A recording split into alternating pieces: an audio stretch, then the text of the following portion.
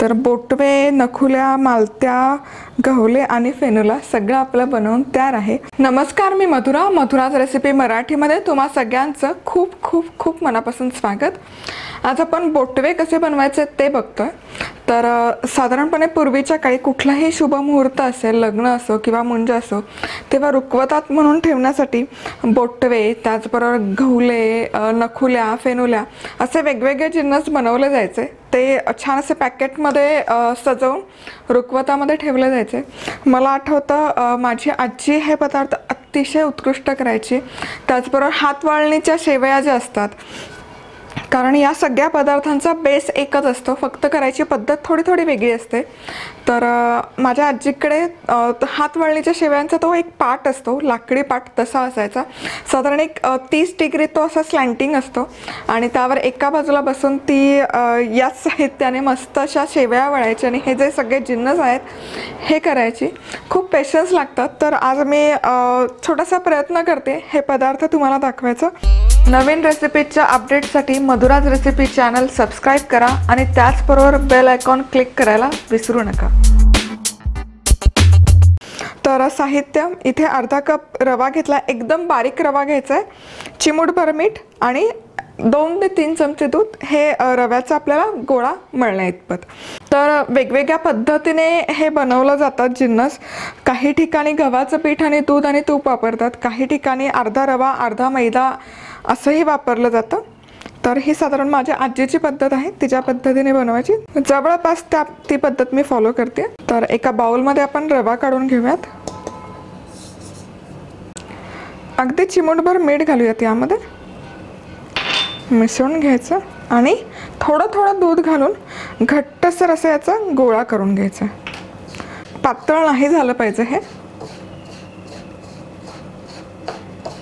तर हा गोळा व्यवस्थित असा मळून झालाय। तर साधारण अर्धा कप बारीक रव्यासाठी 4 चमचे दूध पुरेसं होतं, 4 मोठे चमचे दूध। एक चमचा दूध तुम्ही घालून तो मळून घ्या, म्हणजे मग तुम्हाला अंदाज येईल। खूप घट्टही नाही मळायचा, कारण रवा आहे, जसजसा वेळ जाईल तसतसं ते मॉइश्चर ॲब्झॉर्ब करतं। तर साधारण असं या पद्धतीने मळून घ्यायचं आपल्याला, खूप घट्ट नाही आणि खूप सैलही नाही। आता झाकण ठेवायचं आणि 1-2 तास तरी हा रवा आपल्याला व्यवस्थित मुरवून घ्यायचा आहे। आता बोटवे बनवायचं जे पीठ आहे हे 2 तास मी बाजूला ठेवलं होतं भिजवून आणि छान असं मुरलं गेलं।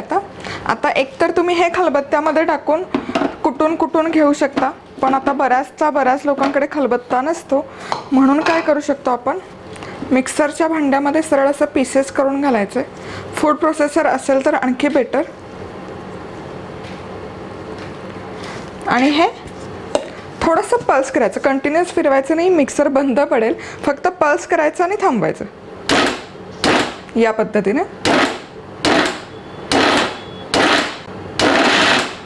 मस्त, तर हे काढून घेऊयात आपण। आता हे पीठ आपण सगळ्यात आधी बाउलमध्ये काढून घेऊयात। छान असं मऊसूद होतं मिक्सरमध्ये, तुम्ही बघू शकता। आता हे पुन्हा एकदा आपण असं एकसारखं करून घ्यायचं। आता आपण या पिठाचे वेगवेगळे प्रकार करून बघणार आहोत। तर सगळ्यात आधी थोडंसं पीठ घेऊयात हातामध्ये, आधी बोटवे कसे करायचे ते बघूयात। तर अगदी 1 चिमटीलाही कमी एवढंच पीठ लागतं। तर मी एवढा गोळा घेते आणि बाकीचं उरलेलं पीठ झाकून ठेवायचं। तर बोटवे कसे करायचे, छोटंसं पीठ घ्यायचं आणि साधारण असा शेप द्यायचा तांदूळासारखा, अगदी चिमटीपेक्षाही कमी पीठ घ्यायचं आणि त्याला असं राऊंड शेप द्यायचा। तुम्ही बघू शकाल इथे अगदी एवढंच पीठ घ्यायचं आणि अंगठा आणि तर्जनी यामध्ये हे असं रोल करायचं, म्हणजे त्याला असं छान अव्हल शेप येतो। सोपी प्रोसेस आहे, फक्त टाईम कन्झ्युमिंग आहे। आधी गोल करून घ्यायचं आणि मग अंगठा आणि तर्जनीच्या मध्ये असं शेप करून घ्यायचं। अगदी छोट्यातला छोटा शक्य असेल तेवढा गोळा घ्यायचा, असं रोल करायचं, अव्हल शेप करायचं, असं गोल करायचं आणि मग अंगठा आणि तर्जनीमध्ये अव्हल शेप करायचा।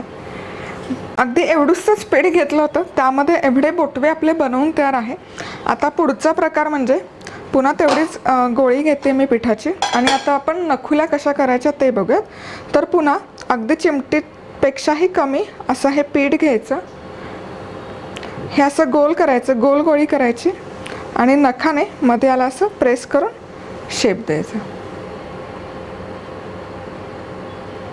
गोल करायचं, छान अशी गोल गोळी झाली पाहिजे. नखाने मध्यभागी प्रेस करायचं आणि हे तयार. गोल गोळी करायची आणि अंगठ्याने असं प्रेस करायचं आणि हे तयार. साधारण काळ्या सरफेसवर तुम्हाला याचा शेप दिसेल बहुतेक. चिमूटभरच पीठ घ्यायचं, चिमटीलाही कमी. आधी गोलाकार करून घ्यायचं राऊंड आणि ह्याचं गोल गरगरीत करून झालं एकसारखं की अंगठ्याने असं प्रेस करायचं आणि याला असं शेप द्यायचा. याला नखुल्या म्हणतात. कॅमेरामध्ये हवं तसं खरं तर दिसत नाही आहे, पण हे बनवून झालं की मी तुम्हाला त्याचा शेप दाखवेल व्यवस्थित. आय होप आता दिसते का.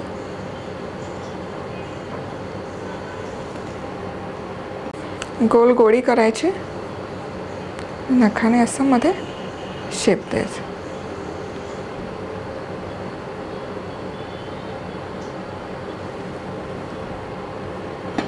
तर या आपल्या नखुल्या. तर या थोड्याशा मी करून घेते, मग आपण पुढे काय बनवायचं ते बघूया. आपले बोटवे करून झालेत, नखुल्या पण करून झालेल्या आहेत. शेप खूप छान येतो, तुम्ही बघू शकता. मला माहीत नाही खरं कॅमेरामध्ये तितकं व्यवस्थित दिसतंय का नाही, पण खूप सुंदर दिसतं आहे. आता आपण मालत्या कशा बनवायच्या ते बघूयात.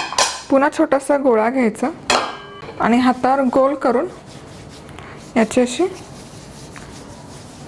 आधी बॉल करायचा गोल एकसारखा आणि मग अशी बळकुटी करायची.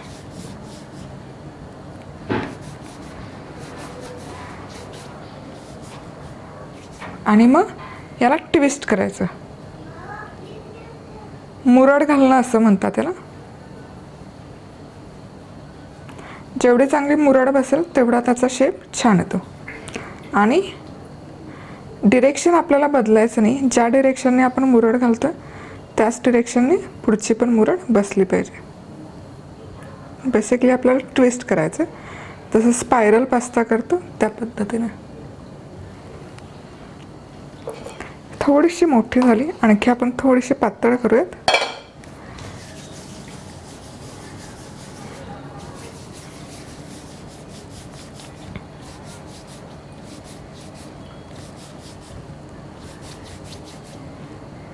ट्विस्ट करत जायचं, मुरड घालायची बेसिकली. आणि डिरेक्शन आपल्याला बदलायची नाही आहे.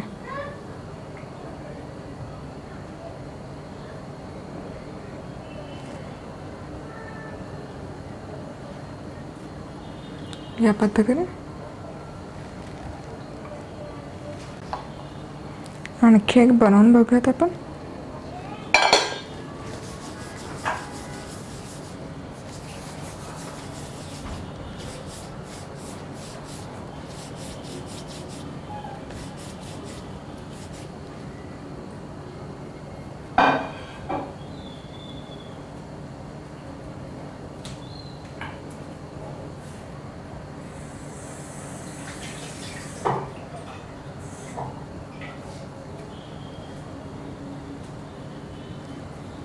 साधारण असं काही मालत्या इथे बनवून तयार आहेत. आता आपण पुढे गव्हले कसे बनवायचे ते बघूयात. तर गव्हल्यांसाठी पण कमीत कमी असं पीठ घ्यायचं, अगदी कमीत कमी, यालाही कमी. आधी चिमटीमध्ये असं गोलाकार करायचं अंगठा आणि तर्जनीमध्ये. नंतर त्याला असा ओव्हल आकार द्यायचा, जसं बोटवा करतो तसंच करायचं बोटव्यासारखं. पण नंतर याचे जे एजेस आहेत हे थोडेसे पातळ करायचे. थोडंसं ते गव्हाचा शेप त्याला आला पाहिजे या पद्धतीने.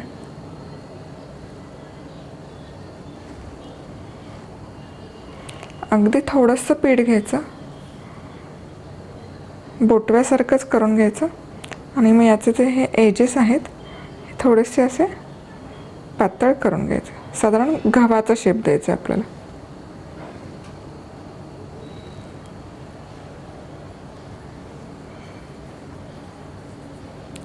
अगदी खूप कमी पीठ घ्यायचं. आधी अंगठा आणि तर्जनीमध्ये असं ओव्हल शेप करायचं आणि मग हे ट्विस्ट करायचं एजेस याचे. थोडीशी प्रॅक्टिस केली की हे इझिली जमू शकतं. उन्हाळ्याच्या सुट्ट्या चालू आहेत. मुलांना आपण जनरली समर कॅम्पमध्ये पाठवतो, तर त्याऐवजी अशा ॲक्टिव्हिटीज गेल्या तर त्यांना आपल्या परंपरा पण कळतात आणि त्यांचा वेळही खूप छान जातो. प्लेडो आपण खेळायला देतो, त्याऐवजी हे असं पीठ त्यांना मळायला लावून करायला दिलं तरी ते खूप एन्जॉय करतात.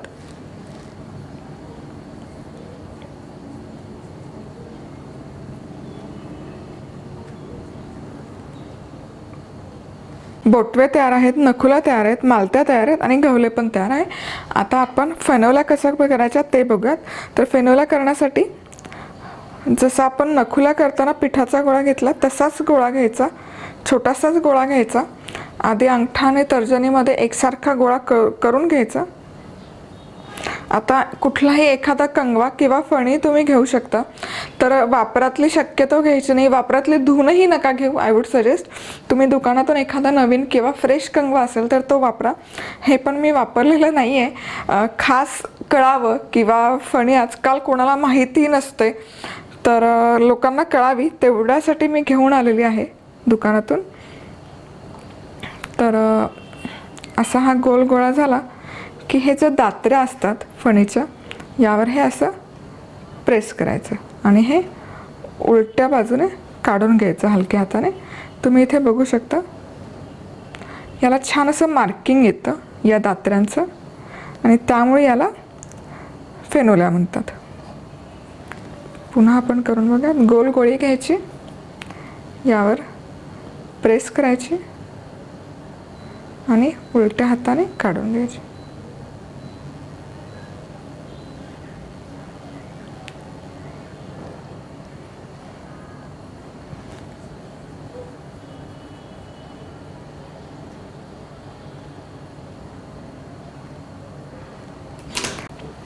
तर बोटवे, नखुल्या, मालत्या, गवले आणि फेनोला सगळं आपलं बनवून तयार आहे. तर हे साधारणपणे